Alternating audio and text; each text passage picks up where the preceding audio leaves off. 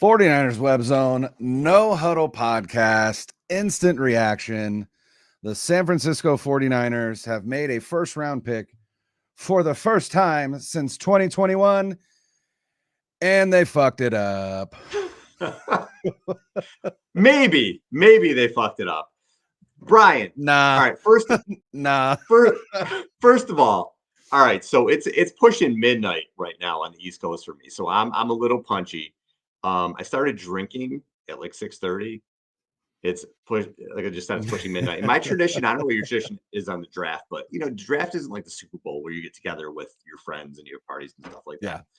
Once in a while, I go out on a Thursday night with my buddies, but most of the time I watch it by myself. And my tradition has typically been, I would, especially when it was on Saturdays years ago. Remember, it was like the whole day on Saturday. I would get pizza and wings, and I would get a fucking case of beer and put a debt at whatever I'm going to do by myself. And I remember it had to be 2003 because it was the Eli Manning draft. So it was the year I was getting married. And my wife was like, if you're just going to sit here and watch the fucking draft all day, can you at least do wedding invitations? So I'm like, sure, I'll absolutely do wedding invitations for you, Katie. So I remember, I'm sitting there, I'm watching the draft, I'm drinking my beers, I'm eating my pizza or whatever, and I'm doing the wedding invitations. And however many hours later, she comes and sits on the couch and she's going through the invitation. She's like, Al, what did you do? And I'm like, what do you mean? I did the invitations. I did what you asked me to do. And I turn around and she shows me, and I don't know, after however many invitations, 30, I don't know how many beers, the name and address was like going up towards the stamps, not even straight anymore. Oh no. Just a complete disaster. But we sent them out anyway. And anybody who knows me probably understands what happened there. So that's typically my draft tradition. And that's kind of what I did tonight. And it's a good thing I drank a little bit tonight, Brian, because I am a little bit shocked. And if you start with where this night started, a lot of rumors coming about 2 or 3 hours before the draft that the Niners are looking to trade up into the top 10. Mm-hmm. So the first thing that popped in my head was a Dunze. Right. Okay. Same. Maybe they have something in mind for Aiyuk or Debo, because there's also a rumor that teams are asking about both of the receivers. And they're going to try to get up in the top 10 and they're going to get a Dunze. That was kind of where my head went originally. Once you get to 10 picks and that doesn't happen, I'm like, okay, what are they going to do? And all the smoke was around wide receiver, which is where they went. But this receiver, Brian, I'm shocked. I'm shocked.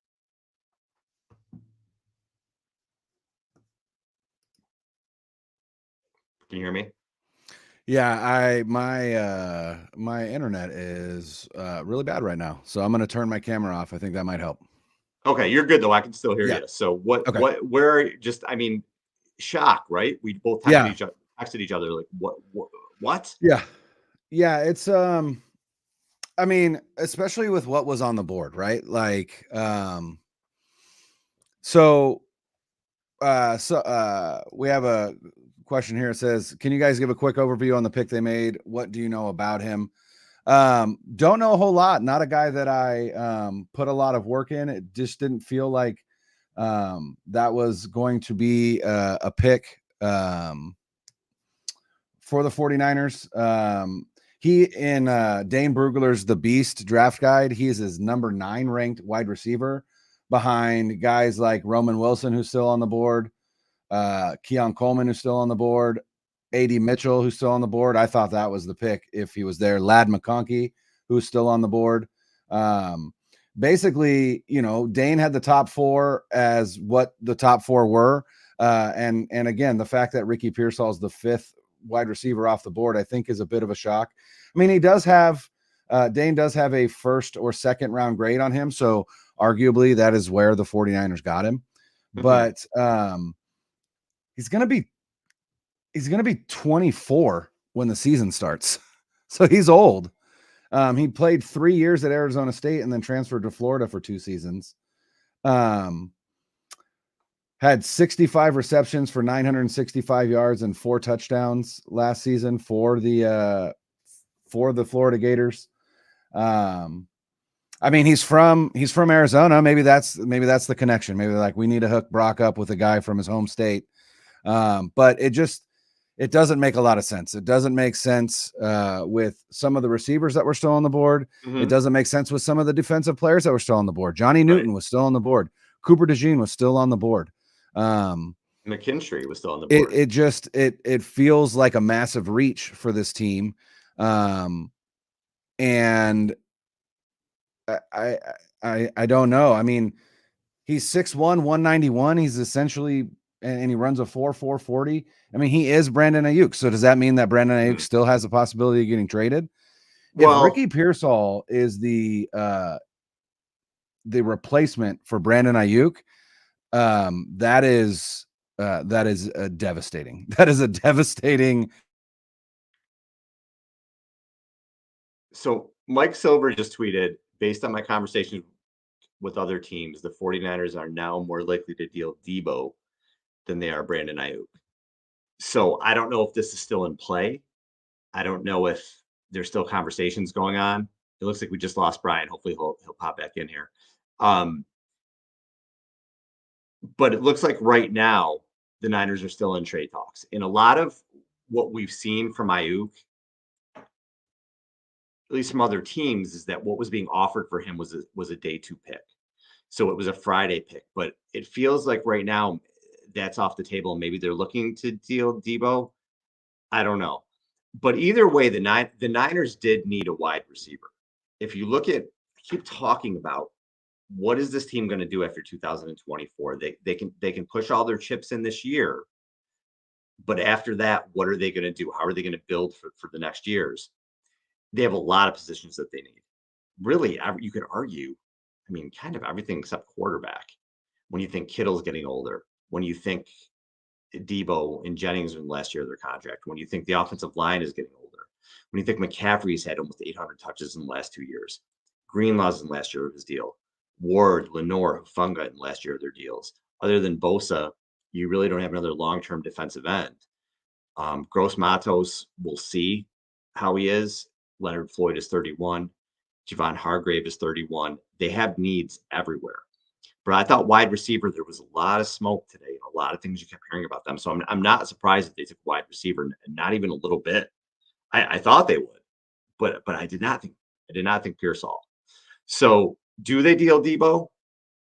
Who knows? At this point, I'm really hard pressed to see how, and it doesn't make sense to me either. Why, if you're kind of still going all in for 2024, Debo is probably only on the team for another year anyway. Why would you deal him? What are you going to get for him?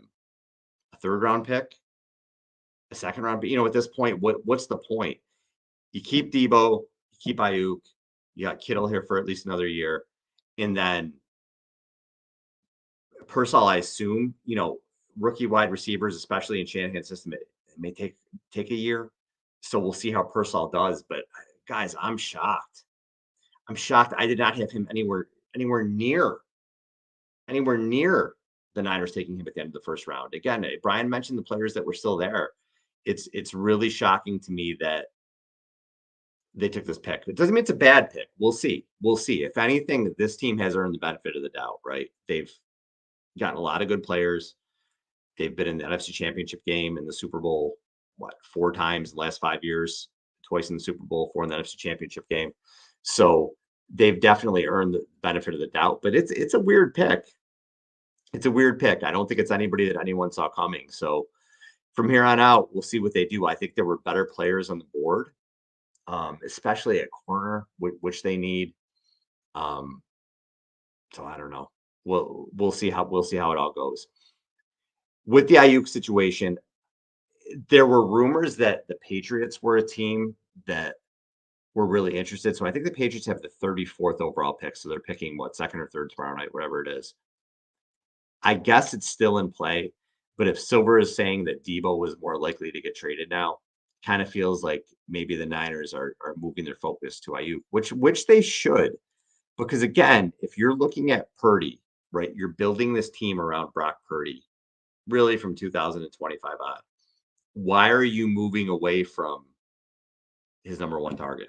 And if you look at these wide receiver contracts, AJ Brown signed a 3-year, $96 million deal. So you're talking $32 million a year. And I think the guaranteed money was like around $77 million. So I don't think Aiyuk is going to get that. I don't think he expects to get that. Devontae Smith got 3 years and $75 million. I think he's in that range. And if you consider that contract, 25 million, if he goes 26, 27, that's the going rate right now for receivers like him. That's what you're going to have to pay a receiver like him. And as you move forward to 2025, if you're not paying Aiyuk, who are you going to pay? Who else is really going to be there? Look at the offense. So Trent Williams, maybe you have him for another year in 2025. You're paying Purdy at that point, but Debo may not be there. Kittle may or may not be there. I don't think you're going to resign Juwan Jennings because he'll probably get more in free agency than he's worth to the Niners. So he's somebody who may not be there. McCaffrey, again, almost 800 touches. I'd love for McCaffrey to play the next 5 years. Running backs don't do that. I feel like this is the last year you're really going to have McCaffrey as that, centerpiece offense runs through him, because after this, he'll be 28, I think, this year. So you're talking next year again, 29. Can he really keep doing that? I'm not sure. So there's going to be a transition on that offense. I feel like Aiyuk needs to be part of that. And you can argue, well, Al, he only had 105 targets last year. That was 36th in the league. Why would you pay a guy who isn't getting the volume that a St. Brown is, or a CeeDee Lamb is, or Tyreek Hill, or Jefferson, or any of these guys? Why would you pay him big dollars? Well, he may not get the volume now, but as you move forward, he may get that volume, right? As you center the offense around him, he may go from 105 targets to 140 or 150, and with the number one receiver type numbers. And then he may have over 100 catches. He may have 1,500 yards. I feel like he's the type of player that can do that. So if you're centering around him and you have Purdy and then you bring Pearsall in, you're kind of building for the future. So I like that's in their head. I like that they're thinking wide receiver. Just a Pearsall pick. I mean, this was 10 minutes ago they made this pick, so we're processing it right now. I just was like, wow, is that a reach? I don't know. But Lynch said, whatever it was, whenever he had his press conference, he was like, listen, we have players that we have ranked in a certain spot that we would take at the end of the first round that you may not have ranked there or may not be mocked there. They have guys that they feel are in a certain position, and Pearsall might have been that guy. I feel like there were better people on the board, but that's the guy the Niners have. And again, I feel like they've kind of earned the benefit of the doubt there. So we'll see how it goes. There's a lot of draft left. There's a lot of needs left for this team. Tomorrow, again, I hope there's no trade. I really want them to go into next season, like run with what you have, re-sign Aiyuk. Let's make another run at this thing. Add guys as you can. I hope they make some trade ups as we move forward, and we'll see what they do. Corner is still, to me, a huge, huge need. Especially depending on what they're going to do. They're not going to sign long-term both Lenore and Ward, right? It'll be one of probably the two. It depends on where their focus is. Ward is probably pushing 32. Lenore is younger. Do they want to play Lenore as a nickel guy? Do they want to pay him as an outside guy? And what does Lenore want? But he's a guy I can see that they want to sign to an extension. So if you bring him in the fold and maybe Ward walks after the season, you're still going to need another corner. Isaac Yiadom is only signed for 1 season. What are you doing at safety? You need something there. So those are 2 positions they can really look at. I feel like with the offensive line, that's been a big point of emphasis for a lot of people, and rightfully so. And there were so many mocks that had them taking a tackle, and I never thought that they would at this point in the draft, because when you get into pick 31, are you really taking a tackle that's going to come in and make an impact? Probably not. You're probably taking a guy that's going to be, a redshirt type person anyway for 2024 and maybe move it in 2025. Kind of feel like the offensive line approach is going to be similar to what they did with McKivitz a few years ago, where they take somebody later, develop him, and then he maybe moves in 2025 or whatever. I really feel like Kyle is content to roll back the offensive line that he has. So you're going to have Trent Williams, you have Aaron Banks, who's in the last year of his deal. You're going to have Jake Brendel, who's 33, and an average center. Then you have John Feliciano, who played really well last year, but again, he's 32 on a 1-year deal. He probably had one of the best years of his career, if not the best last year.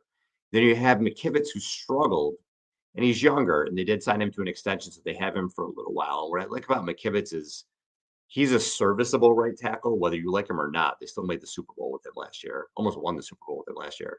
He can kick inside if they need him to at guard. So he's somebody that they can, he has flexibility or whatever. But I still feel like I mean, my God, there might be 4 positions on this offensive line they need. If Trent Williams hangs it up after this season, you need a left tackle. That's a pretty huge position. Again, Brendel's 33. You need a center.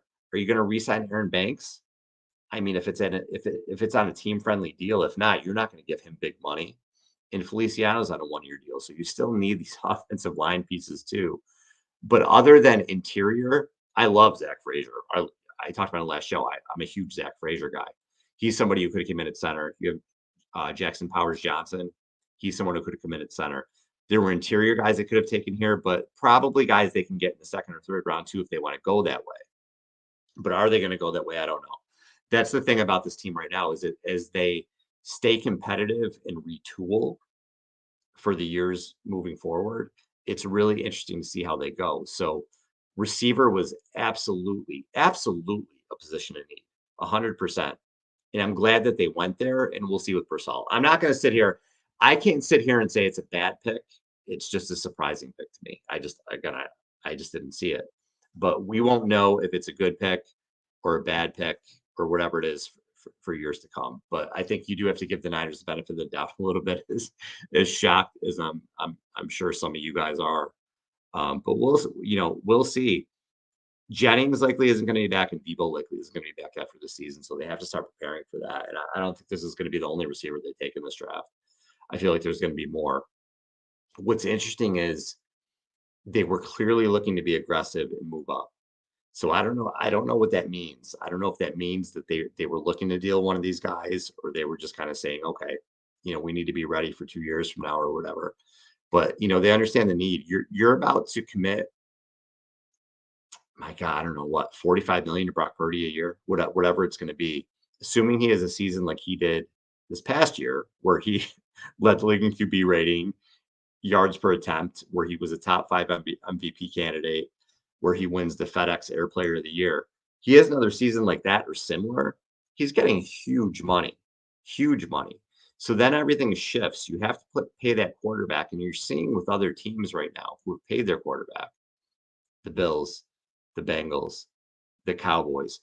You have to make sacrifices in other positions. And I feel like the Niners are kind of preparing for that. So one of the reasons I feel like they're hesitant with Aiyuk, because if you pay him $25-30 million a year, which is market price, and I don't think he's crazy for asking that for that money. But if you do that, and you're paying Purdy what you have to pay him, and you're paying Nick Bosa what you have to pay him, Bosa is affordable for, I think it's the next year or two. And then his contract goes crazy. I think it's 2026. His contract is like $40 million for that year. So eventually, you're essentially paying 2 quarterbacks, because you have Bosa, who's right now the highest paid defensive player in the league. And he's phenomenal. Listen, Bosa's great. And then you're going to be paying a quarterback big money. So they have to make these decisions. Are we going to pay a receiver? And maybe our offense really isn't gauged towards throwing the ball a lot. It's not. I mean, it's a run-first offense. It is what it is. Are we going to pay a receiver that amount of money when we could spread that money out to re-sign a Lenore and re-sign maybe a Hufanga if they still see him as a starter, or maybe a Charvarius Ward or whatever?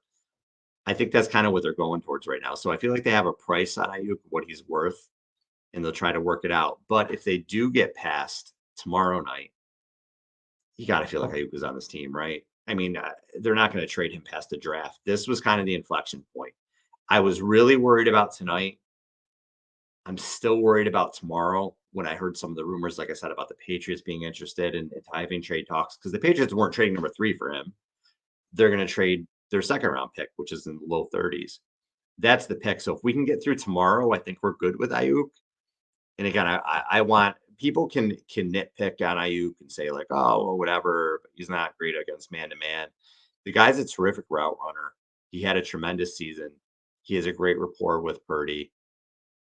He's a good blocker. He's a complete receiver.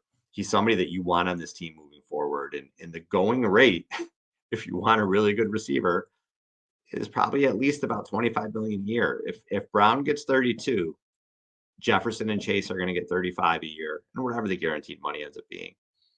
I think Aiyuk will fall below that. Aiyuk is going to fall somewhere in between Devontae Smith and AJ Brown. Niners, if they want him, are probably going to have to be prepared to shell up 26 million, 27 million a year. Now, the guaranteed money doesn't kill me because let's say he has 60 million guaranteed, just for argument's sake. What is that, 2 years? After you do the signing bonus or whatever. So he's 26. So if you're paying him this year, there won't be a big cap hit. But the next couple years, so you're paying him for years 26 and 27, or maybe you kick it back and it's 28 and 29, he's still in the prime. So I don't have an issue with paying Aiyuk that money. I really don't, especially when you want to support your young quarterback. Listen, Brock Purdy is 24 years old. He's 2 months older than Bo Nix, who went 12th or whatever it was tonight. He's a year older than Jaden Daniels. I think he's close to Penix too. Penix is 24, so they're the same age. Purdy is a really, really, really young quarterback. That's what we forget about Purdy. Everybody wants to nitpick at him and, well, is he an elite? Patrick Mahomes and Josh Allen are elite, but is Purdy in the next level? Is he a top 7 quarterback in the league? He just finished his second year, man. You know what I mean? Like if a Trevor Lawrence or a Zach Wilson or Trey Lance or any of those guys had the year Purdy just did in year 2, we're crowning him. With Purdy, everybody's trying to pick holes in him because of where he was drafted. Purdy is a really, really, really young quarterback. You have to think the arrow's pointed up and he's going to continue to get better. You would hope, especially with Kyle. So as you have a young quarterback like that, you have to surround him with talent. But when that contract gets bigger, you have to draft well and put pieces around him that fit with him. Purdy's an anticipation thrower. So you need guys who are good route runners and that sort of thing. So that's the way that they have to build. So again, it's really interesting to see how this team's going to approach this with retooling while you're still staying competitive. It'll be very interesting to see. But yeah, tonight, man, I'm not going to sit here and say, especially with draft picks, you don't know. We just had 32 picks, and how many of them are really going to be good? 12, 14. That's what history shows us, especially with the QBs, man. Like 6 were taken tonight. How many of those guys are really going to be good? From what history tells us, 3 of them.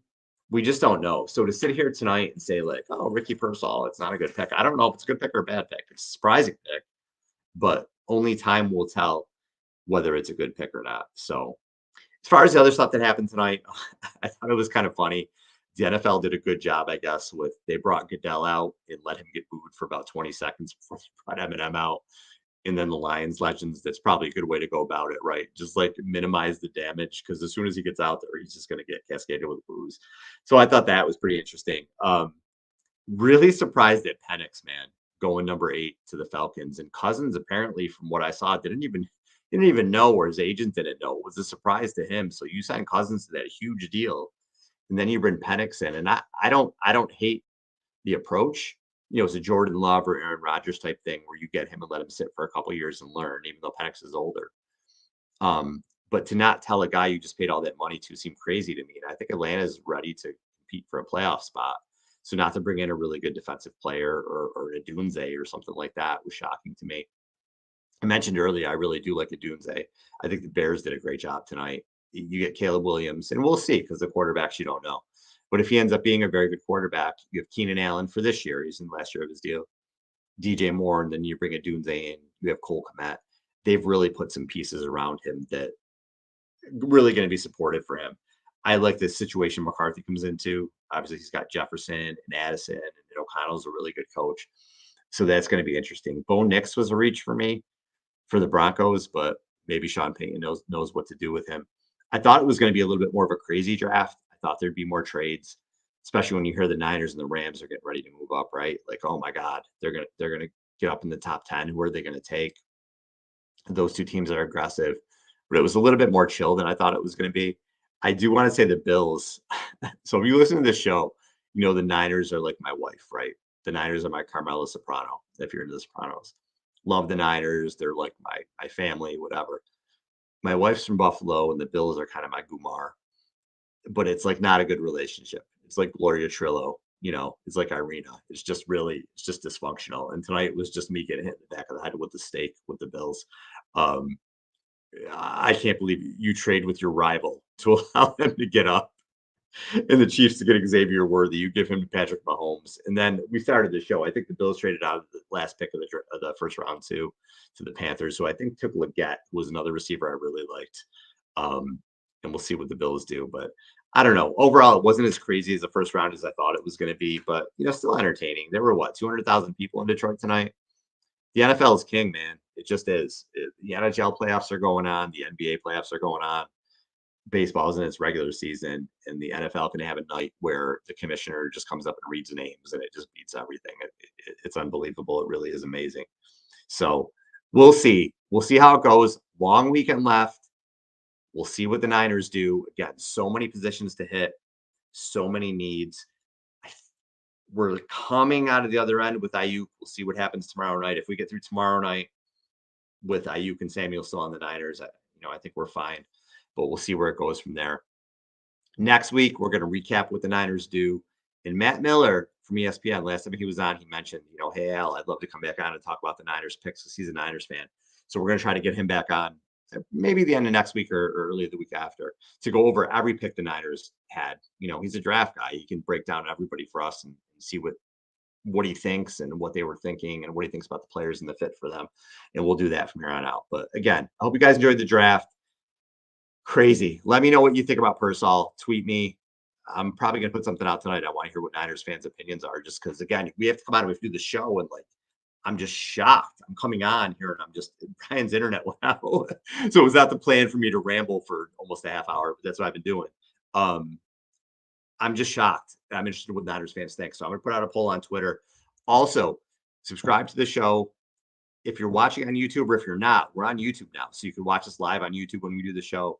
Please subscribe to 49erswebzone.com. Also, in the description, FOCO.com, Homage.com. We have links there if you're looking for Niners gear. All that stuff is there. Check that out. Look out for my Twitter page. I do a lot of Panini giveaways. We're gonna give away cards and stuff like that. I just gave away Nick Bosa autograph number 25 a couple weeks ago. Really cool stuff. I'm always looking to give away stuff for fans. So thanks, you guys. We appreciate you. Subscribe, and we will talk to you soon.